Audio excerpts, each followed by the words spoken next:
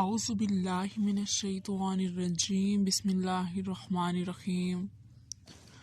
شروع اللہ کے پاک نام سے جو بڑا مہربان اور نہایت رحم کرنے والا ہے۔ اردو ضیف آفیشیل کے ناظرین السلام علیکم ورحمۃ اللہ وبرکاتہ۔ آج میں آپ کے لیے ایک اور نئے وظیفے کے ساتھ حاضر ہوں۔ ویورز، آپ تو جانتے ہیں رجب کا مہینہ شروع ہو چکا ہے اور اس کی کتنی برکات ہیں۔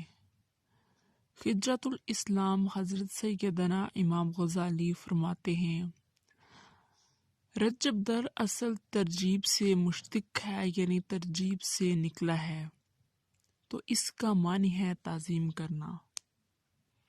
ماہ مبارک میں توبہ کرنے والوں پر رحمت کا بہاؤ تیز ہو جاتا ہے اور عبادت کرنے والوں پر قبولیت کے انوار کا افزان ہوتا ہے۔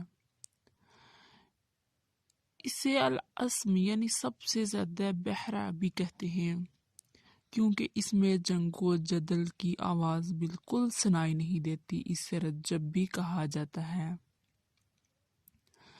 جنت کی ایک نہر ہے، اس کا نام رجب ہے، جس کا پانی دودھ سے زیادہ سفید، شہد سے زیادہ میٹھا اور برف سے زیادہ ٹھنڈا ہے۔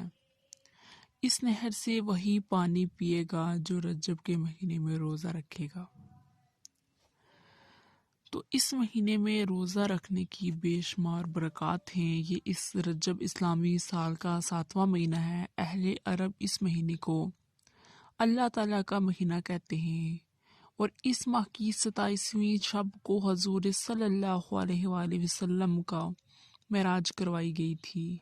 اس مہینے کو قصب بھی کہتے ہیں، کیونکہ اس ماہ میں اللہ تعالیٰ اپنے بندوں پر رحمت و مغفرت انڈھیلتا ہے۔ اس ماہ کی 5 راتیں افضل ہیں، پہلی شب، درمیانی شب اور آخری راتیں۔ اس ماہ میں عبادتیں اور دعائیں قبول ہوتی ہیں۔ حضور کریم صلی اللہ علیہ وآلہ وسلم نے فرمایا کہ رجب اللہ عز و جل کا مہینہ ہے، شعبان میرا اور رمضان میری امت کا مہینہ ہے۔ جس نے رجب کا ایک روزہ رکھا گویا اس نے سال بھر کے روزے رکھے۔ تو ماہ رجب کا ایک روزہ رکھنا ایسا ہے گویا اس شخص نے پورے سال کے روزے رکھے۔ نفس اور شیطان کے چکر میں پھنس کر اس ثواب کو ہرگز ضائع مت کریں۔ تو میں آج آپ کو رجب کا ہی ایک وظیفہ بتاتی ہوں، جس کے کرنے سے آپ کی ہر مشکل پریشانی دور ہو جائے گی۔ آپ جس مقصد کے لیے بھی کریں گے، اپنے رزق کے لیے کریں گے یا آپ کو اور کوئی بھی مقصد ہوگا تو آپ کا وہ مقصد بھی پورا ہوگا۔ تو بڑھتے ہیں اپنے وظیفے کی جانب۔ اس سے پہلے آپ نے اگر میرے چینل کو سبسکرائب نہیں کیا تو میرے چینل کو سبسکرائب کر دیجئے اور ساتھ میں لگے بیل آئیکن کو پریس کر دیجئے تاکہ میری آنے والی ہر نئی ویڈیو آپ کو مفت دیکھنے میں ملے۔ تو بڑھتے ہیں آج کے وظیفے کی جانب۔ اول تو یہ ہے کہ آپ نے اس مہینے میں درود شریف کو کثرت سے پڑھنا ہے۔